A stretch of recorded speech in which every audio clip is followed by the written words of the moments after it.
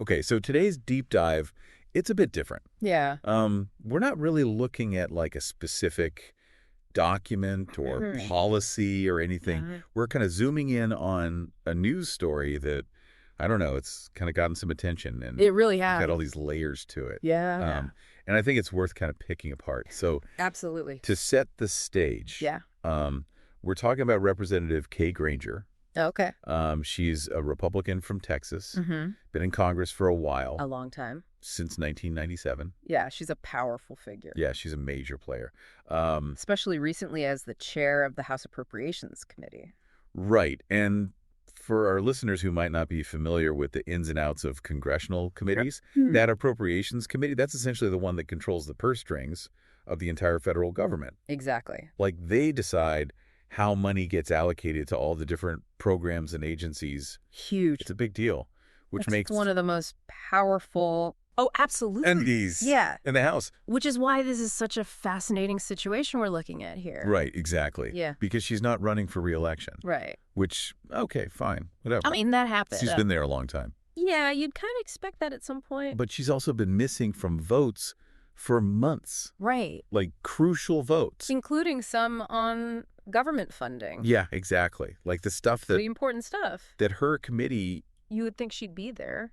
supposed to be, front and center Right. on, Right. and there's all this talk, all these rumors Yeah, there's a lot of whispers. about her health, about what's really going on. Right. And it gets kind of tricky. Yeah. Because how do you handle that as a government? Well, and that's what I think is so interesting about this whole thing. Yeah. There's no like set protocol Right. for when a representative can't fulfill their duties Yeah.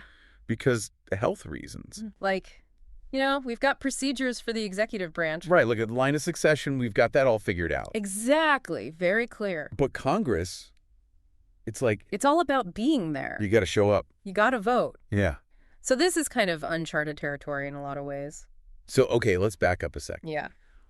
What do we actually know, for sure, about what's going on with Representative Granger? Right. Well, the information's pretty limited, which Yeah. is understandable, privacy and all that. Of course, yeah. Her son has said publicly that she's living in an assisted living facility Okay. in Fort Worth Okay. and that she is facing health challenges. Okay, so we've got, confirmation that things aren't It's serious. great. Yeah. But the specifics. We don't really know the details. Yeah, that's fair. So we've got this powerful politician Yeah. clearly dealing with something serious Right. and a system that's Doesn't know what to do. doesn't have a playbook for this. So what about the people she represents? Right. The people in her Her district. constituents. Yeah, in Yeah. Texas. The 12th district. Yeah, do they just not have a voice in Congress right now?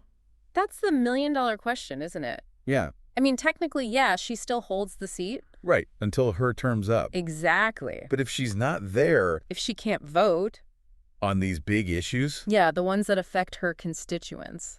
then are they being represented fairly? It's a tough question. It does kind of feel like there should be some mechanism Yeah, some sort of procedure. to address this. Well, and that's why this whole thing is causing such a stir, Right. because it's highlighting this gap in the system. in our procedures. Right, so some people are saying, hey, we need more transparency. Right, like about the health of our elected officials. Yeah, maybe even mandatory health evaluations. Which, that raises all sorts of questions. Right, privacy. Yeah. And Yeah. are we discriminating based on age? Exactly. It's a slippery slope. Yeah. And then you have folks on the other side saying, well, what about term limits? Right, to avoid these situations altogether. To make sure that someone who's maybe not up to the job. Doesn't stay in power. Right. But again, that's a whole other can of worms. It is. With all sorts of... There are arguments for and against. Yeah, yeah. It's not a simple issue. It's so interesting, though, because this isn't just a one-off thing with Representative Granger. No, not at all. Right. This kind of speaks to a much bigger trend. Absolutely.